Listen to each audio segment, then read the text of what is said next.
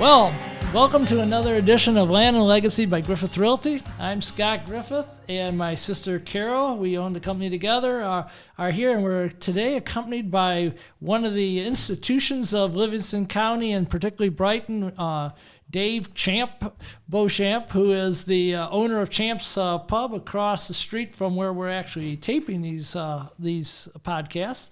And I thought that it would be great to have Dave here since they're celebrating 41 years in the community with their business, talk a little bit about the history of their business. And then Dave and I serve on the DDA together, and we can talk a little bit about just the restaurant and hospitality industry in Brighton and Livingston County. And so Dave, tell us, when you bought Champ's back, in what year would it be, 1980? 1980, September of 1981. Nice. Yep. And you say tomorrow is your 41st anniversary? 41st anniversary. Wow, that's fantastic. It was a fateful day. Well, yeah. It was a fateful day. Yeah, that is great. That's well, because Brighton's just been a great experience. This business, some people they buy a place and they'll build it, flip it, buy something else. But Brighton, there was no reason to try to do that. Right. Plus back in '81, there was only about a half a dozen places that you could get something to eat and drink. Yeah, I was thinking in the '80s.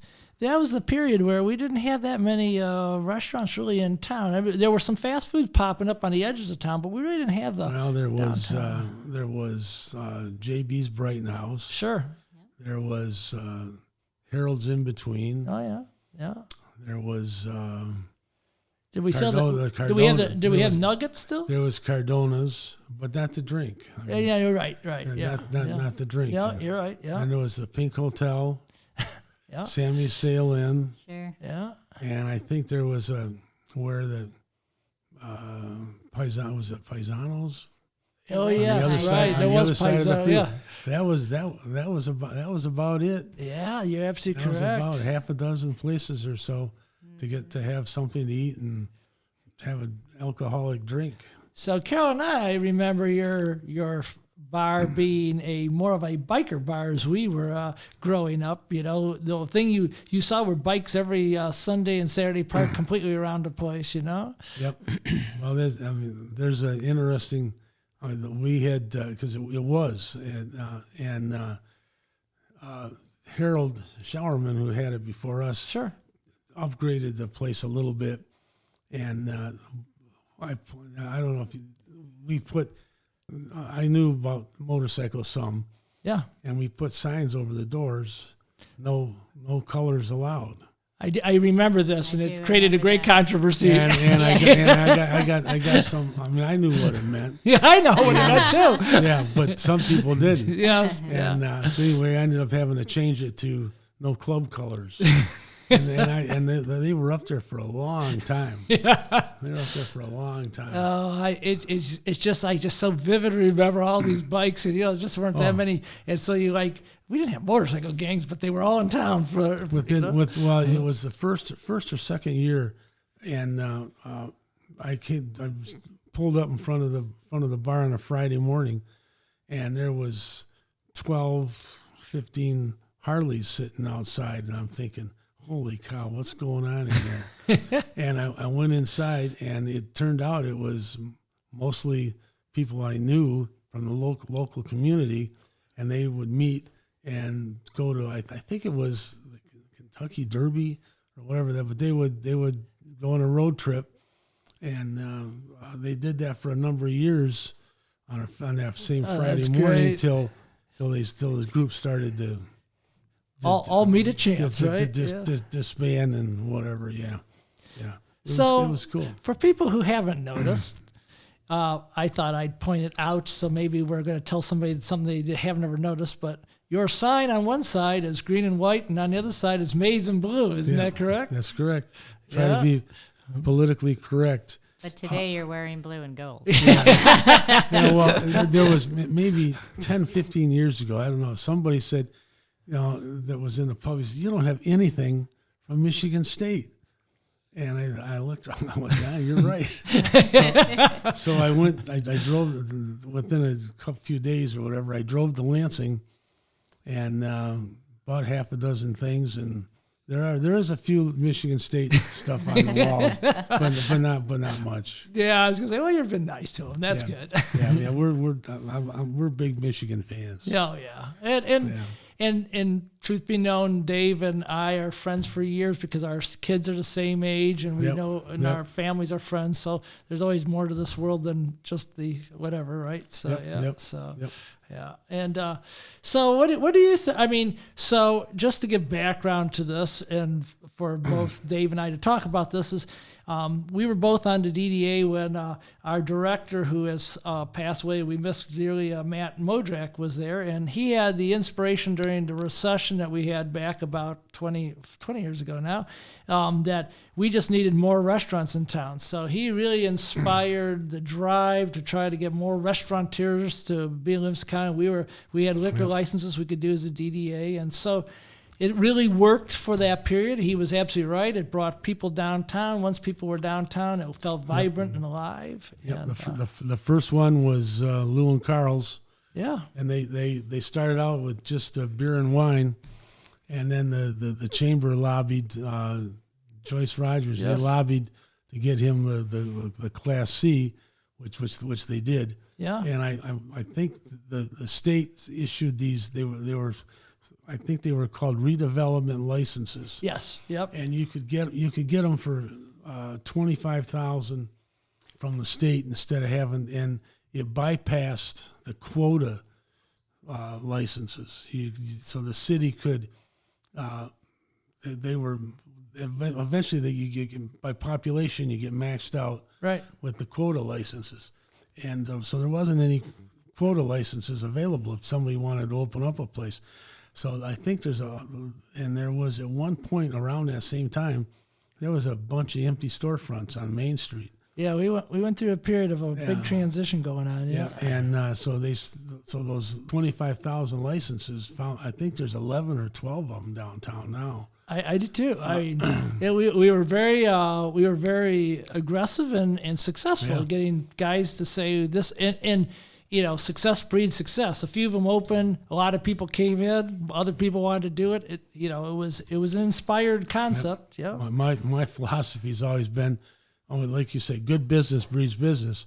And if somebody opens up and they're good, we'll do better because we'll get some of their overflow. Yeah. And if they're bad, we'll shine by comparison. So it's a win-win, right? Yeah. It's a win-win Good situation. philosophy. Yeah. And downtown Brighton. I mean, we have issues a little bit with parking and whatever, but overall, it's people, if they want to come down, they'll find a way. So, what do you think about the social district? It's brand new to Brighton. It's still in its infancy, but how's that? How do you think it's working for Brighton, or do you think it's it's still in its infancy, I think. Yeah. Because people don't know about it yet, and I think there's only 7 or 8 places that have been approved. Because the city has to approve it. The Liquor Control Commission has to approve it. Oh, really? Yeah, and because it's odd. I mean, I think our whole orientation towards business is keeping it indoor, keeping it within the licensed premise, right? Whatever. Now you can walk all over. Right. I mean, we grew up with the never alcohol outside of the facilities and a lot of threats. And there used to be, and the state put most of them out of business. Those drive-through party stores. Yeah. Because you can't. They couldn't tell who was in the cars. Right. So but now you can get beer in just about every gas station. Yeah, You yeah. know, you can walk around town with it with the Your drink, cocktail. which I think is pretty cool. Yeah, I think it's pretty cool. I think with Basically, our events that we have downtown, what a nice way to, if somebody feels comfortable having a drink and can do it responsibly, why not let them do that, you know, and not make them stay in the building behind them. You know? Some of the requirements, just so people know, you have to, the cup can't be any larger than 16 ounces. It's got to have the city logo on it and the establishment's logo. Yep. And you can't do it after 10 o'clock. Oh, didn't know there were hours on it. Yeah, and whatever. So, but it's you can get a beer, and walk down and sit by the mill pond, whatever. Yeah, make those concerts better down there. That's Yep. right. Well, that's great. I just wondered how I know since you're part of the social district, how it was affecting you. I know that if for those who haven't paid attention, if they look at the sidewalks in Brighton and they walk them, they will see the symbol that tells you when you're in it and when you're out of it. That's and you right. don't want to cross over that with your drink. There is a symbol in you're not supposed to take them in your car. Yeah. You No. know, Yeah. Right. Whatever. So what do you think overall the restaurant business or the hospitality business as it relates to Brighton and Livingston County, is it still vibrant? Is it really good now that we're coming out of the COVID period here? No, I think our business is up. Okay. Yeah. I mean, I can't complain. I mean, Sure. and even though, and if a place goes out, somebody else is right there to jump in. So these days it's not for the faint of heart. Sure. The cost of things and stuff are pretty crazy right now. I was going to ask you, with food prices at such a high. Yeah. I mean, And you you can't be making a menu every day. So how do you do that? And you can't pass it necessarily all on. Right. Because I mean, I've been to some places that try to do that, and the stuff is just too expensive. And how do you, and we all know about the labor issues, and tipped employees always are kind of at the lower end of the labor issues. So it seems to still be an issue in Livingston County, has it been? There's places that have put off opening up because they can't staff them, or they can't get the equipment if it's a new place. So yeah, it's a logistic thing. Yeah. And but I've been lucky. I've had great people, and still do. So it's they make it easy for me. Oh, that's great. They make it easy.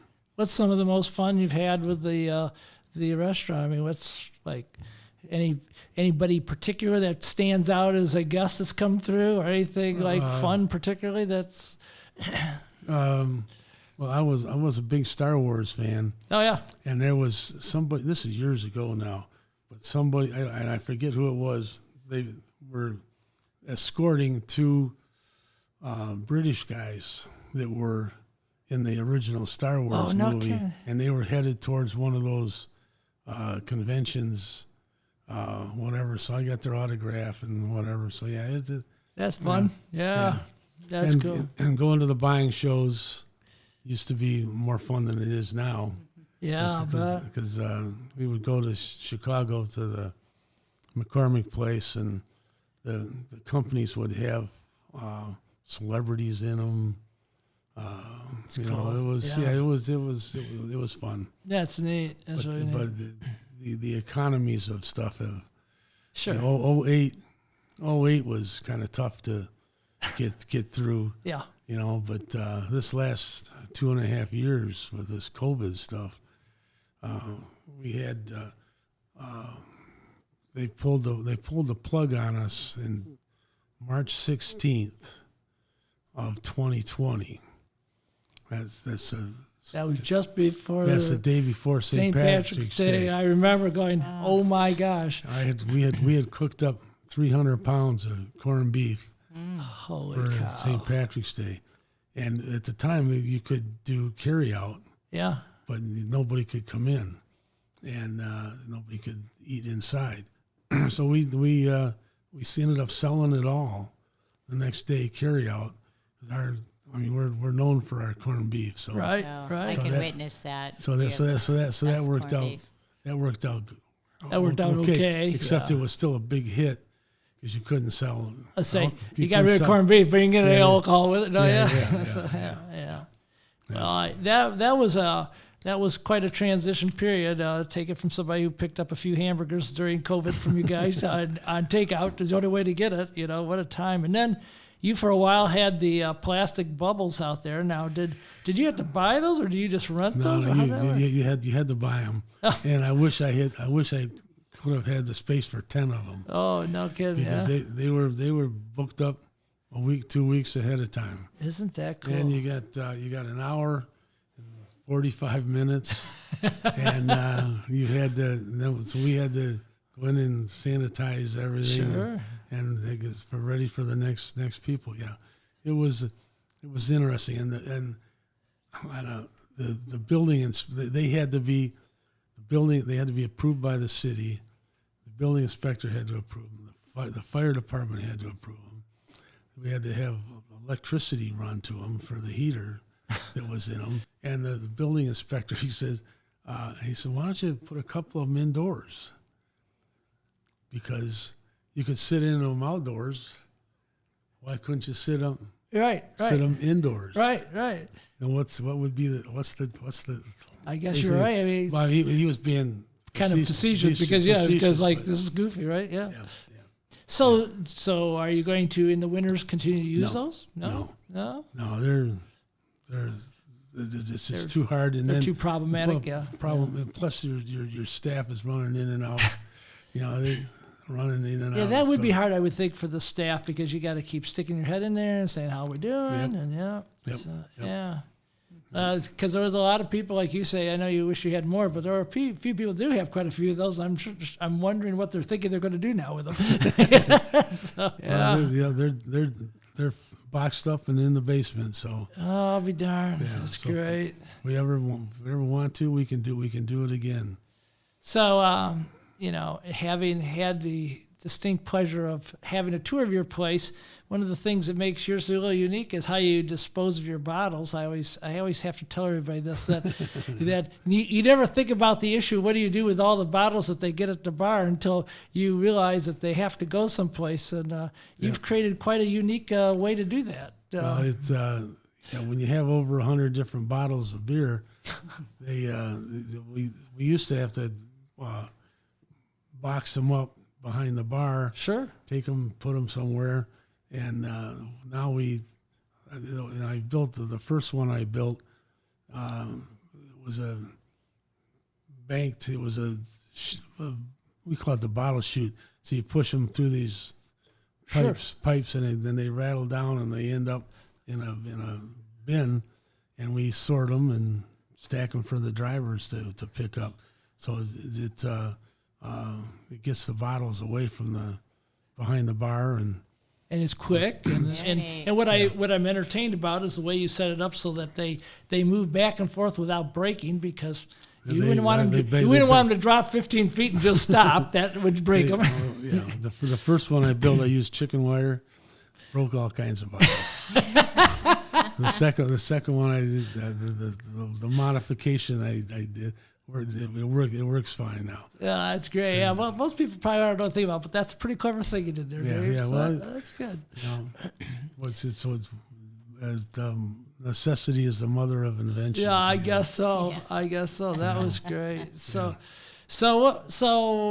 what do you think of the future right now of the downtowns? Do you think we're in a good place with all our downtowns? You think? Well, Brighton's been pretty proactive with